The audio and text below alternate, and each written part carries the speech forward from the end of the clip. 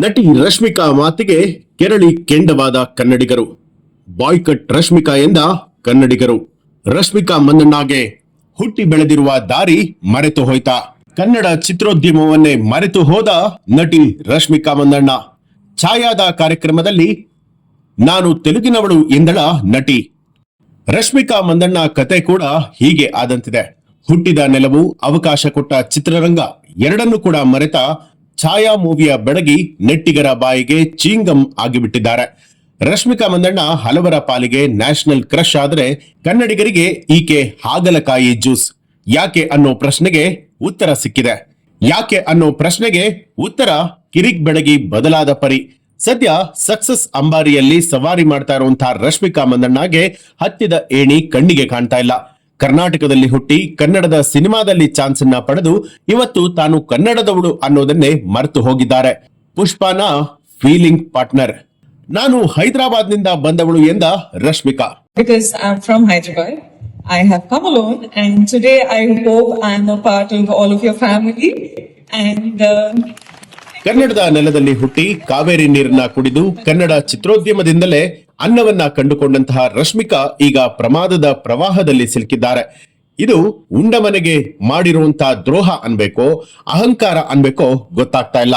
ಯಾಕೆಂದ್ರೆ ನಾನು ಹೈದರಾಬಾದ್ನವಳು ಅಂತ ಹೇಳಿ ಬಹಿರಂಗವಾಗಿ ಬಡಬಡಿಸಿದ್ದಾರೆ. ರಶ್ಮಿಕಾ ಮಂದಣ್ಣ ನಟನೆಯ ಛಾಯಾ ಸಿನಿಮಾ ಪ್ರಮೋಷನ್ ವೇಳೆಯಲ್ಲಿ ತಾವು ಹೈದರಾಬಾದ್ನಿಂದ ಬಂದವಳು ಅಂತ ಹೇಳಿ ಹೇಳ್ಕೊಂಡಿದ್ದಾರೆ. ಇದು ಸಹಜವಾಗಿ ಕನ್ನಡಿಗರ ಹಳಸಿದ್ದ ಸಿಟ್ಟಿನ ಚಿತ್ರಾನ್ನವನ್ನ ಮತ್ತೆ ಒಗ್ಗರಣೆಗೆ ಇಟ್ಟು ಚಟಪಟ ಎನ್ನುವಂತೆ ಮಾಡಿದೆ.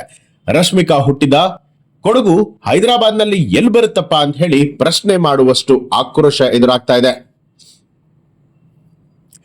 ಸುಮ್ಮನೆ ಒಂದು ಸಲ ಫ್ಲಾಶ್ ಬ್ಯಾಕ್ ಅನ್ನ ನೋಡಿದ್ರೆ ಬೆಳಗೆದ್ದು ರಶ್ಮಿಕಾ ಮುಖವನ್ನ ಜನರು ನೋಡುವಂತೆ ಮಾಡಿದ್ದೆ ರಕ್ಷಿತ್ ಶೆಟ್ಟಿ ಜೊತೆಗಿನ ಕಿರಿಕ್ ಪಾರ್ಟಿ ಸಿನಿಮಾ. ಇದಾದ ಬಳಿಕ ಪುನೀತ್ ರಾಜ್ಕುಮಾರ್, ಗಣೇಶ್ ರಂತಹ ಸ್ಟಾರ್ ನಟರ ಸಿನಿಮಾದಲ್ಲಿ ಅವಕಾಶವನ್ನ ಕೊಡಲಾಗಿತ್ತು. ಆಮೇಲೆ ಪಕ್ಕದ ರಾಜ್ಯಕ್ಕೆ ಹಾರಿ ಹೋದಂತಹ ರಶ್ಮಿಕಾ ಮುತ್ತಿನ ಮತ್ತಲ್ಲಿ ನ್ಯಾಷನಲ್ ಕ್ರಶ್ ಅನ್ನುವಂತಹ ಗತ್ತನ್ನ ತಲೆಗೆರೆಸಿಕೊಂಡಂತಿದೆ. ಸಾವಿರಾರು ಕೋಟಿ ಕಲೆಕ್ಷನ್, ಹುಟ್ಟಿ ಬೆಳೆದೂರಿನ ಕನೆಕ್ಷನ್ ಅನ್ನ ಕಟ್ ಮಾಡಿದಂತಾಗಿದೆ.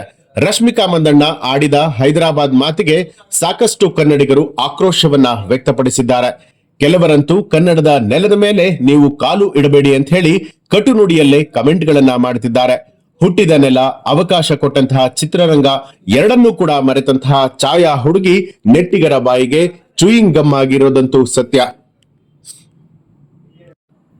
ಇದನ್ನೆಲ್ಲ ನೋಡಿ ಕೇಳಿದ ಮೇಲೆ ಯೋಚಿಸಬೇಕಾಗಿರುವಂತದ್ದು ರಶ್ಮಿಕಾ ಮಂದಣ್ಣ ಅಲ್ಲ, ಬದಲಾಗಿ ಕನ್ನಡಿಗರು.